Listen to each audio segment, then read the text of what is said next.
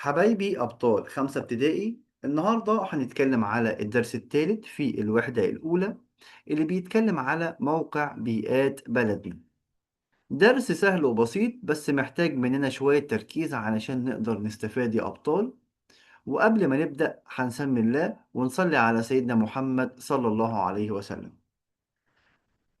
عنوان درسنا النهاردة موقع بيئات بلدنا. طيب يعني إيه بيئة يا أبطال؟ بيئة هي كل ما يحيط بالإنسان يؤثر فيه ويتأثر به. تاني، البيئة هي عبارة عن إيه؟ كل ما يحيط بالإنسان يؤثر فيه ويتأثر به.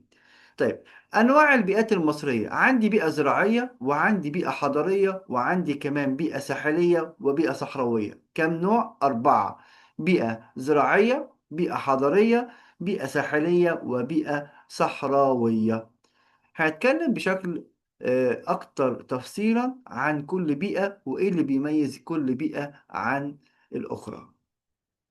عندي سؤالين تحت بيقول لي ما المقصود بالبيئة؟ طبعا التعريف ده احنا لسه قايلينه حالا ومهم جدا. هي كل ما يحيط بالإنسان يؤثر فيه ويتأثر به. طيب، دلل على صحة العبارة التالية: تتعدد أشكال البيئات المصرية. يعني في عندي أكتر من شكل من البيئات المصرية. هقول له طبعا عندي 4: في عندي البيئة الريفية أو الزراعية، والبيئة الحضرية، والبيئة الساحلية، والبيئة الصحراوية. طيب، نروح على المعلومة اللي بعدها، وهي إيه يا مستر؟ هقول له هبدأ بالبيئة الزراعية. أماكن انتشار البيئة الزراعية هقول له عندي في الدلتا ومنخفض الفيوم ووادي النيل. تاني، أماكن انتشار البيئة الزراعية أو البيئة الريفية: الدلتا اللي هو المثلث اللي فوق في الشمال ده. وعلى فكرة الدلتا فيها أكتر من 50% من مساحة الأراضي الزراعية في مصر. طيب، 2: منخفض الفيوم. 3: وادي النيل. دي مواقع وجود البيئة الزراعية. طيب، خصائصها يعني مميزاتها هقول له استواء السطح، سطح مستوي، وإيه كمان؟ وفيها تربة خصبة. وطبعا يعني تربة خصبة أرض صالحة للزراعة. إيه كمان؟ هقول له في عندي مياه عذبة. يبقى خصائص البيئة الزراعية: استواء السطح، توافر البيئة الخصبة، والمياه العذبة. وكمان أهلها بيتميزوا بالتعاون والتماسك أو التمسك بالعادات والتقاليد. أهلها يتميزوا بإيه يا أولاد؟ التعاون والتمسك بالعادات والتقاليد. طيب، ايه الأنشطة الاقتصادية اللي موجودة في البيئة الزراعية؟ هقول له يعني ايه أنشطة اقتصادية أصلا؟ هي كل ما يقوم به الإنسان من أعمال ومشروعات لتلبية احتياجات السكان. تاني، الأنشطة الاقتصادية هو كل ما يقوم به الإنسان من أعمال والمشروعات لتلبية احتياجاته أو احتياجات السكان بشكل عام. طيب، عندي هنا بيقول لي ايه الأنشطة الاقتصادية في البيئة الزراعية. طبعا احنا درسنا قبل كده ان البيئة الزراعية هقول له فيها أرض خصبة ومية عذبة وأرض مستوية السطح. فده بيساعد على قيام حرفة الزراعة. وإيه كمان؟ هقول له كمان يا مستر في البيئة الزراعية بيربوا الحيوانات. وإيه كمان؟ فيها صناعات بسيطة زي حفظ وتغليف الفواكه والخضروات. وكمان إنتاج اللحوم ومنتجات الألبان. يبقى أنا عندي هنا البيئة الزراعية مالها؟ هقول له تتميز بوجود أراضي خصبة ومية عذبة، دي المميزات بتاعتها، وسطح مستوي، وده بيساعد على قيام الزراعة وتربية الحيوانات. وكمان وجود بعض الصناعات البسيطة زي حفظ وتغليف الفواكه والخضروات أو تعليب الفواكه والخضروات، وإنتاج اللحوم ومنتجات الألبان. خلاص؟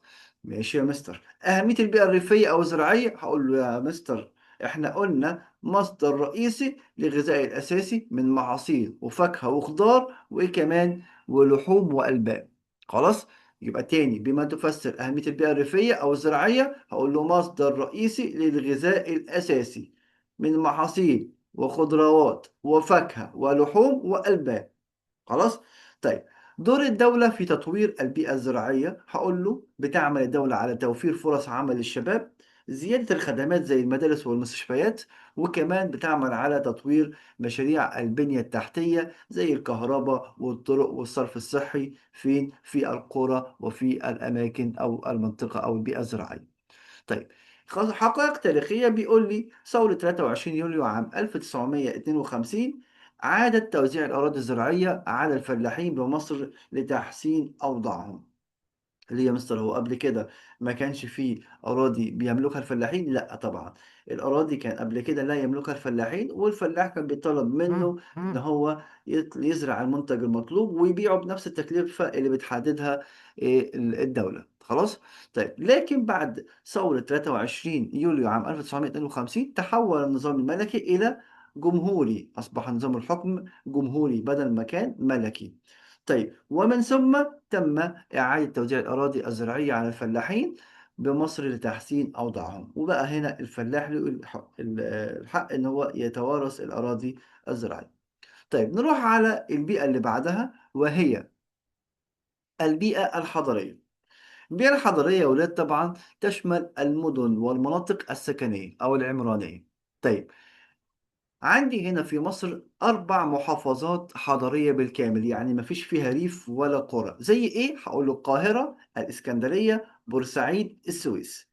تاني، القاهرة، اسكندرية، بورسعيد، السويس. دي بيئة حضرية، يعني المحافظات دي مفيش فيها قرى ولا ريف يا ولاد. طيب خصائص البيئة الحضرية، هقول له التخطيط العمراني، عندي مباني طبعا ومدن سكنية كبيرة. عندي كمان الاهتمام بالبنية التحتية زي الطرق والكهرباء، وطبعا الصرف الصحي، وطبعا صرف الأمطار وإلى آخره. عندي رقم 3 تنوع وسائل النقل والمواصلات. يبقى أنا عندي في البيئة الحضرية تخطيط عمراني جيد، عندي جودة البنية التحتية آه، قوية، عندي كمان تنوع وسائل النقل والمواصلات. دي مميزات البيئة الحضرية. وقلنا عندي 4 محافظات حضرية بالكامل. زي إيه يا مستر؟ القاهرة، الإسكندرية، وبورسعيد، والسويس.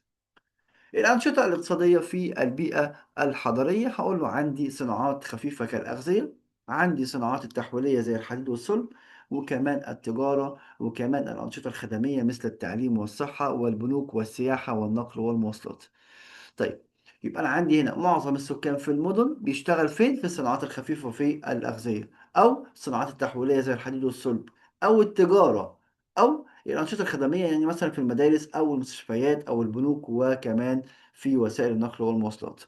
طيب جهود الدولة لتطوير البنية الحضرية أو البيئة الحضرية آسف، هقول له قامت الدولة بإنشاء مدن جديدة، عملت على القضاء على العشوائيات. العشوائيات طبعا هي أماكن غير منظمة وغير مؤهلة لأن الناس تعيش فيها، فالدولة بتعمل على إنها تقضي على أو تقضي على العشوائيات وتبني مساكن مؤهلة للسكان.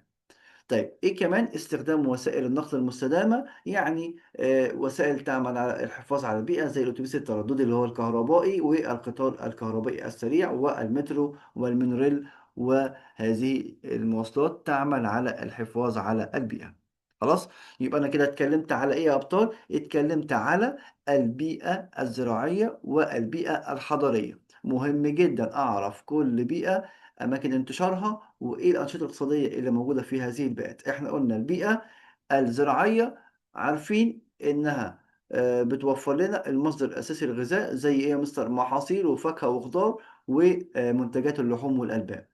تمام. وفيها تربة خصبة، وكمان فيها مية عذبة، وأرض مستوية السطح. طيب عندي ايه كمان؟ عندي البيئة الحضرية الناس بيشتغلوا في ايه؟ هقول له الناس بيشتغلوا في الصناعات الخفيفة، الصناعات التحويلية، والتجارة، والأنشطة الخدمية زي التعليم والصحة والبنوك والسياحة والنقل والمواصلات. طيب مهم جدا أكون عارف جهود الدولة لتطوير البيئة الحضرية والبيئة الزراعية. احنا قلنا في البيئة الزراعية الدولة عملت ايه؟ هقول له يا مستر الدولة في البيئة الزراعية عملت على توفير الخدمات زي المدارس والمستشفيات، توفير فرص عمل للشباب، وتطوير مشاريع البنية التحتية. أما في البيئة الحضرية الدولة اشتغلت على إنشاء مدن جديدة، وقضاء على العشوائيات، واستخدام وسائل نقل مستدامة. طيب بيقول لي مدينة منف هي التي شيدها الملك مينا عام 3200 قبل الميلاد، يعني قبل ميلاد سيدنا عيسى عليه السلام. هي أول نموذج لمدينة حضرية في تاريخ مصر القديم. وجايب لي سؤال قارن بين البيئة الريفية والبيئة الحضرية من حيث أماكن انتشارها والأنشطة الاقتصادية بكل منهما. مهم كل سؤال حضرتك بتشوفه بعد ما تسمع الفيديو أو تشوف الفيديو بتعمل إيه؟ تبدأ تحله ولو في حاجة وقفت معاك تبعت لي في الكومنتات، وأنا هرد عليك يا بطل وهبعت لك الشرح بتاعها إن شاء الله. طيب نروح على المعلومة اللي بعدها، وهي البيئة الصحراوية. أماكن انتشار البيئة الصحراوية فين؟ هقول له يا مستر عندي في الصحراء الشرقية والصحراء الغربية، دي الصحراء الغربية ودي الصحراء الشرقية، وإيه كمان؟ وشبه جزيرة سيناء. وكمان عندي المنخفضات زي منخفض القطارة ومنخفض سيوة والفرافرة والبحرية والدخلة والخارجة. طيب يبقى أنا عندي هنا أماكن انتشار البيئة الصحراوية فين يا ولاد؟ أقول له يا مستر الصحراء الشرقية والصحراء الغربية وشبه جزيرة سيناء. تاني أماكن انتشار البيئة الصحراوية شبه جزيرة سيناء، الصحراء الشرقية، الصحراء الغربية، والمنخفضات، ده منخفض القطارة، عندي هنا سيوة، عندي هنا منخفض كمان الفرافرة، عندي كمان منخفض الداخلة والخارجة، وعندي ده منخفض اسمه البحري. خلاص يا شباب. طيب مهم جدا أعرف أماكن المنخفضات علشان أقدر أجاوب لو جاب لي خريطة صماء وقال لي رقم واحد يشير إلى إيه، هقول له أكبر المنخفضات اللي موجودة في الصحراء الغربية منخفض القطارة. طيب نروح على المعلومة اللي بعدها، وهي خصائص. خصائص يعني إيه خصائص؟ يعني صفات البيئة الصحراوية. هقول له طبعا هي أكبر البيئات في مصر من حيث المساحة. أكبر البيئات في مصر من حيث المساحة البيئة الصحراوية. طيب تتميز بتفاوت كبير في درجات الحرارة في الصيف والشتاء، يعني الصيف هتلاقي جو فيها حر جدا، والشتاء هتلاقي فيها الجو بارد جدا. طيب كمان تتميز بقلة النباتات الطبيعية. طب ودي ميزة يا مستر؟ لا طبعا، بس أنا بتكلم على ما هو منتشر في البيئة الصحراوية. قلة النباتات الطبيعية بسبب الجفاف، يعني قلة المياه. خلاص. يبقى خصائص البيئة الصحراوية، هقول له أكبر البيئات من حيث المساحة في مصر، تتميز بتفاوت كبير في درجات الحرارة وقلة النباتات بسبب الجفاف. إيه الأنشطة الاقتصادية في البيئة الصحراوية؟ هقول له عندي يعمل بعض سكانها بالتعدين، وإحنا قلنا التعدين هو عملية استخراج المعادن ومصادر الطاقة من باطن الأرض. والجزء الآخر بيشتغل في حرفتي الرعي والزراعة. طب يا مستر ازاي في زراعة في الصحراء؟ مش حضرتك قلت في جفاف؟ عندي بعض المنخفضات زي سيوة والداخلة والخارجة والفرافرة والبحرية بتعتمد على المياه الجوفية في الزراعة. خلاص. طيب أهمية البيئة الصحراوية هي مهمة يا مستر. طبعا تعتبر البيئة الصحراوية أساس للتعدين والمعادن ومصادر الطاقة. الجبال مليانة معادن، والأراضي في البيئة الصحراوية برضو فيها مصادر طاقة زي بترول وفحم وغاز طبيعي. موجود فيها بعض المحاصيل المميزة زي الزيتون والنخيل، وكمان تعد بيئة مناسبة للنشاط السياحي زي سياحة السفاري والسياحة البيئية. طيب دور الدولة في تطوير البيئة الصحراوية. بتعمل إيه الدولة في تطوير البيئة الصحراوية أبطال؟ هقول له تعمل الدولة على إدارة الموارد المائية بالمناطق الصحراوية بشكل مستدام، وتعمل على تطوير البنية التحتية. يعني بتحاول توفر مياه في المناطق الصحراوية بشكل مستدام، وتطوير البنية التحتية يعني توفير طرق ووسائل طبعا مختلفة للنقل في هذه المناطق. طيب عندي إيه كمان؟ بيقول لي أحد أهداف رؤية مصر 2030 تحويل البيئة الصحراوية إلى مناطق منتجة لتحقيق التنمية المستدامة. طيب نروح على البيئة اللي بعدها، وهي البيئة الساحلية. البيئة الساحلية يا أبطال، عايز أعرف أماكن انتشارها. أقول له أماكن انتشارها يا مستر في عندي على ساحل البحر المتوسط وعلى ساحل البحر الأحمر. في عندي مدن موجودة على ساحل البحر الأحمر زي الغردقة، وعندي كمان شرم الشيخ، وعندي السويس. تاني يا مستر، أدي الغردقة مكانها هنا، ودي شرم الشيخ، وادي عندي هنا كمان السويس. خلاص يا ولاد. طيب يا مستر دي أماكن تنتشر على ساحل البحر الأحمر.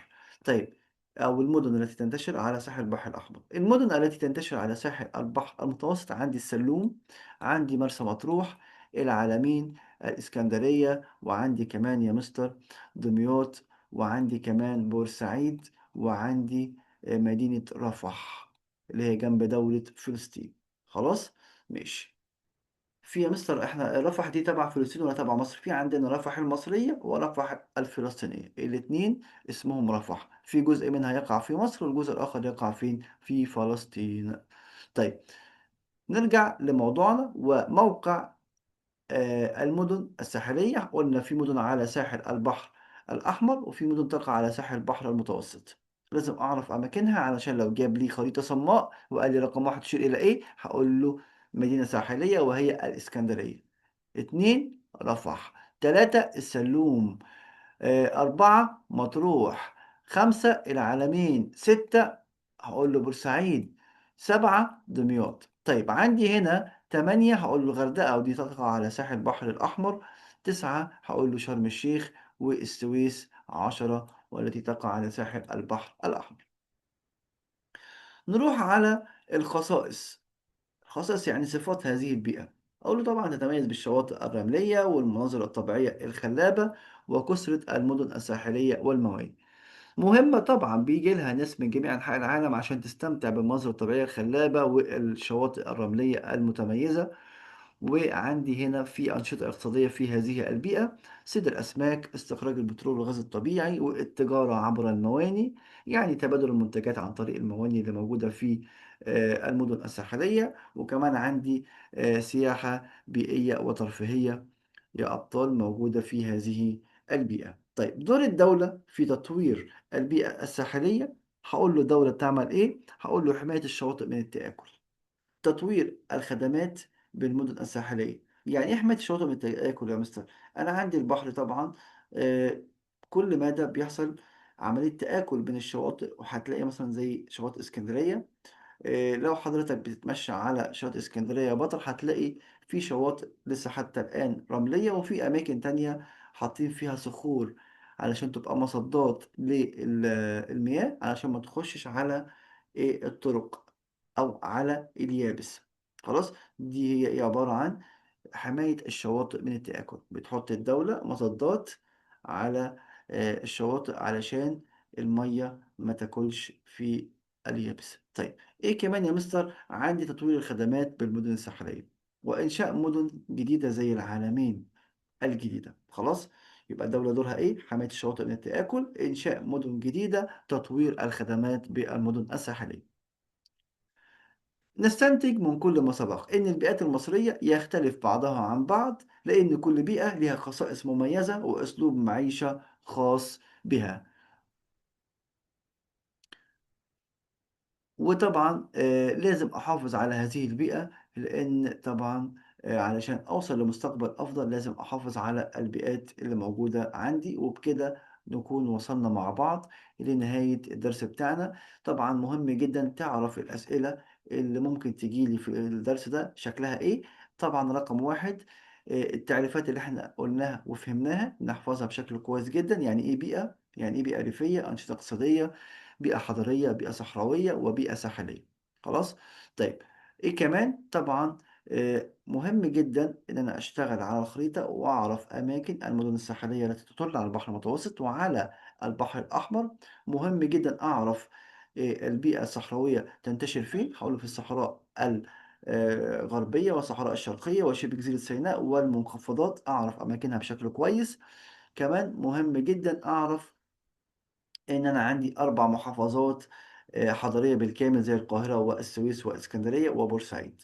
طيب عندي هنا بيقول لي أسئلة المقارنات. ممكن يقول لي قارن بين البيئة الريفية والبيئة الحضرية من حيث الأنشطة الاقتصادية وأماكن انتشارها، أو البيئة الصحراوية والبيئة الساحلية من حيث الأنشطة الاقتصادية وأماكن انتشارها. فمهم جدا أذاكر الدرس كويس بعد ما أسمع الفيديو وأحل كل ما هو تمارين علشان أثبت المعلومة اللي أنا أخدتها. ولو في أي حاجة واقفة معاك ابعت لي في كومنت وأنا هرد عليك إن شاء الله. أتمنى تكونوا استفدتوا معايا من المعلومات اللي قدمتها. ما تنسوش دعمنا بالإعجاب والاشتراك في القناة علشان يوصل لك كل جديد. كان معاكم مستر إسلام الهواري.